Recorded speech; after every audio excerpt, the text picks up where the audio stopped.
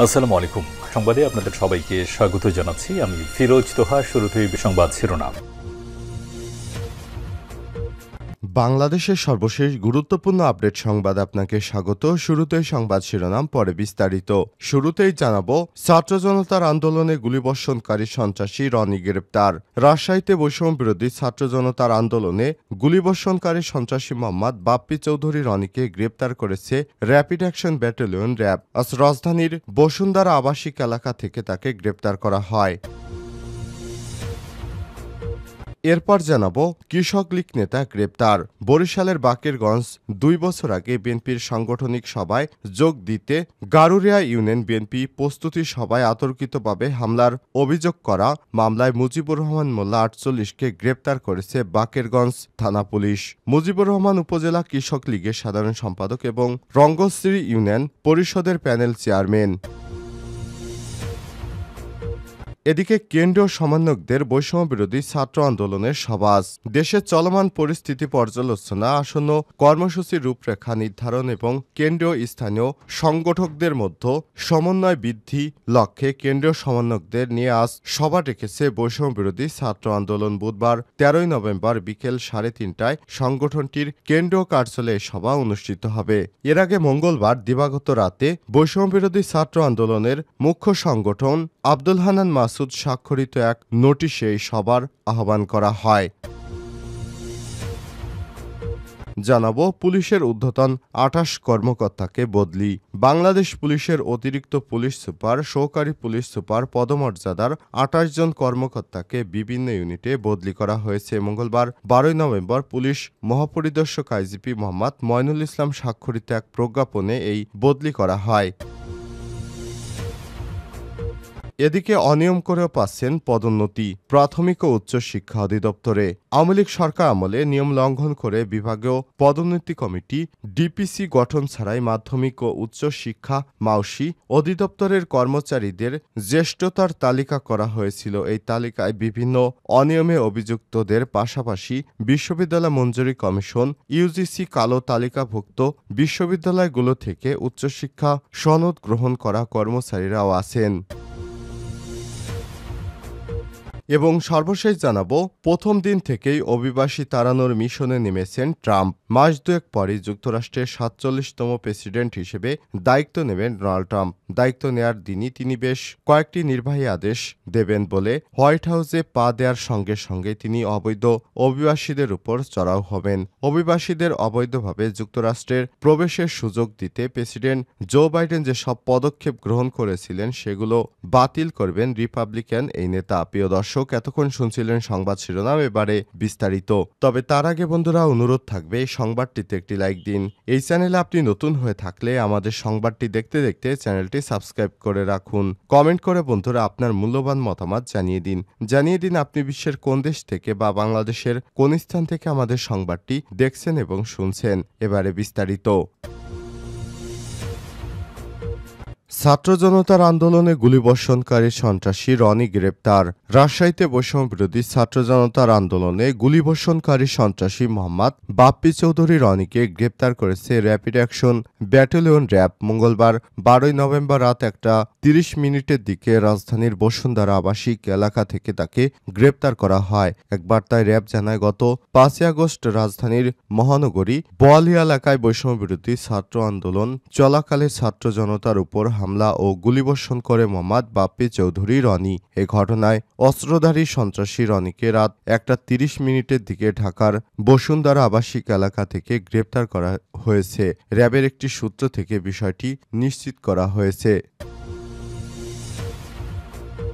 কৃষক লীগ নেতা গ্রেপ্তার।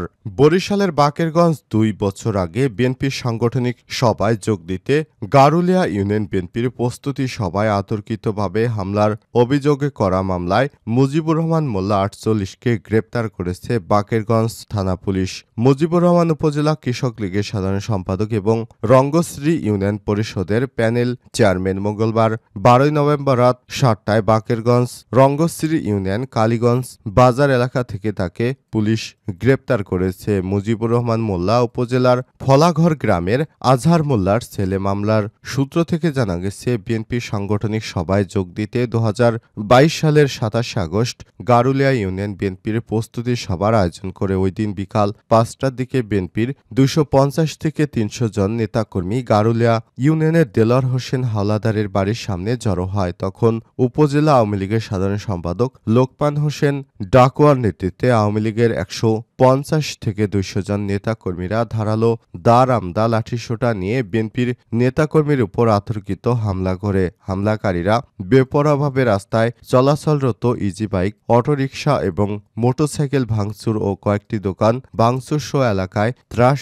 সৃষ্টি করে ধ্বংসাত্মক ও নাশকতামূলক কার্যক্রম চালায়। এ সময় তারা বিএনপির 50 থেকে 60 জন নেতাকর্মীকে কুপিয়ে এবং পিটিয়ে রক্তাক্ত ও জখম করে নগদ টাকা এবং মোবাইল সহ 5 থেকে 5,70,000 টাকার মালামাল ছিনিয়ে নেয়। এই ঘটনায় স্বেচ্ছাসেবক দলের নেতা হাসান শিকদার বাদী হয়ে গত 7 নভেম্বর রাতে আওয়ামী লীগের নেতাকর্মীদের নামধারী 90 জন সহ অজ্ঞাতনামা 150 থেকে 200 জনকে আসামি করে বিশেষ ক্ষমতায়ন একটি মামলা দায়ের করেন। এই মামলায় উপজেলা কৃষক লীগের সাধারণ সম্পাদক মুজিবুর মোল্লাকে গ্রেপ্তার করা হয়েছে। বিষয়টি নিশ্চিত করেছেন বাকেরগঞ্জ থানার ওসি মোহাম্মদ শফিকুল ইসলাম। জানান, বিএনপির নেতাকর্মীদের উপর হামলা চালিয়ে আহত, নিহত এবং এলাকায় নাশকতামূলক ধ্বংসাত্মক কার্যক্রম চালানোর অভিযোগে গত বৃহস্পতিবার 7 নভেম্বর রাতে হাসান শিকদার নামে এক বাদী হয়ে থানায় মামলা করেছিলেন। ওই মামলায় এজাহারভুক্ত 37 নম্বর আসামি উপজেলা কৃষক লীগের সাধারণ সম্পাদক মুজিব মোল্লাকে 12 নভেম্বর উপজেলার কালীগঞ্জ বাজার থেকে গ্রেপ্তার করা হয়েছে।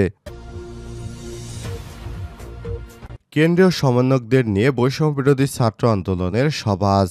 দেশের চলমান পরিস্থিতি পর্যালোচনা, আসন্ন কর্মসূচি রূপরেখা নির্ধারণ এবং কেন্দ্রীয় স্থানীয় সংগঠকদের মধ্যে সমন্বয় বৃদ্ধির লক্ষ্যে কেন্দ্রীয় সমন্বয়কদের নিয়ে আজ সভা ডেকেছে বৈষম্যবিরোধী ছাত্র আন্দোলন। বুধবার 13 নভেম্বর বিকেলে 3:30টার দিকে সংগঠনটির কেন্দ্রীয় কার্যালয়ে সভা অনুষ্ঠিত হবে। এর আগে গতকাল মঙ্গলবার দিবাগত রাতে বৈষম্যবিরোধী ছাত্র আন্দোলনের মুখ্য সংগঠন আব্দুল হান্নান মাসুদ স্বাক্ষরিত এক নোটিশে সভার আহ্বান করা হয়। নোটিশে বলা হয়েছে, বৈষম্যবিরোধী ছাত্র আন্দোলনের আহ্বায়ক কমিটির পক্ষ থেকে জানানো যাচ্ছে যে আগামী 13 নভেম্বর বুধবার একটি সভার আহ্বান করা হয়েছে। এই সভা বিকাল 3:30 কেন্দ্রীয় কার্যালয়ে অনুষ্ঠিত হবে। আপনার উপস্থিতি এবং অংশগ্রহণ আমাদের কার্যক্রমকে আরও শক্তিশালী করবে। সভা ডাকার 3টি উদ্দেশ্য জানিয়ে বলা হয়: 1. চলমান পরিস্থিতি পর্যালোচনা করা, 2. আসন্ন কর্মসূচি রূপরেখা নির্ধারণ, কেন্দ্রীয় এবং স্থানীয় সংগঠকদের মধ্যে সমন্বয় বৃদ্ধি। এছাড়াও এতে সবাই কেন্দ্রীয় সমন্বয়ক কমিটির 158 জন সকলকে যথাসময়ে উপস্থিত থাকার জন্য আহ্বান জানানো হয়। নির্দেশনা দেওয়া হয়, 1. নির্ধারিত সময় উপস্থিত নিশ্চিত করুন। চলমান পরিস্থিতির বিষয়ে প্রাসঙ্গিক প্রস্তাব বা মতামত সঙ্গে আনুন। বৈষম্যবিরোধী ছাত্র আন্দোলনের ন্যায়ের পক্ষে এবং বৈষম্যের বিরুদ্ধে শিক্ষার্থীদের স্বার্থ রক্ষায় দৃঢ় প্রতিজ্ঞ। পুলিশের ঊর্ধ্বতন 28 কর্মকর্তাকে বদলি। বাংলাদেশ পুলিশের অতিরিক্ত পুলিশ সুপার, সহকারী পুলিশ সুপার পদমর্যাদার 28 জন কর্মকর্তাকে বিভিন্ন ইউনিটে বদলি করা হয়েছে। মঙ্গলবার 12 নভেম্বর পুলিশ মহাপরিদর্শক আইজিপি মইনুল ইসলাম স্বাক্ষরিত এক প্রজ্ঞাপনে বিষয়টি নিশ্চিত করা হয়েছে। প্রজ্ঞাপনে বদলি হওয়া কর্মকর্তাদের মধ্যে 25 জন অতিরিক্ত পুলিশ সুপার, 3 জন সহকারী পুলিশ সুপার রয়েছেন। এর আগে গত সোমবার 11 নভেম্বর স্বরাষ্ট্র মন্ত্রণালয় জননিরাপত্তা বিভাগের পুলিশ এক শাখা থেকে আলাদা 2টি প্রজ্ঞাপনে পুলিশের ডিআইজি, অতিরিক্ত ডিআইজি ও পুলিশ সুপার পদমর্যাদার 64 জন কর্মকর্তাকে বদলি ও সংযুক্ত করা হয়েছে। একটি প্রজ্ঞাপনে একজন ডিআইজি, 8 জন অতিরিক্ত ডিআইজি ও 39 জন পুলিশ সুপার পদমর্যাদার কর্মকর্তাকে বিভিন্ন ইউনিটে বদলি করা হয়েছে।